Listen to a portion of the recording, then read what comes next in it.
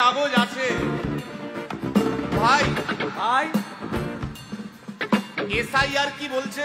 ঝাড়াই বাছাই চলছে ভাই ভাই। মোদির নাকি টেনশন। প্রধানমন্ত্রী কত পায় পেনশন? ভাই ভাই এসব গান বাজনা ছাড়, চল প্রমোটারি করি, বড় গাড়ি চড়ি, ইলেকশনের মেজাজ বুঝে দলটা বদল করি।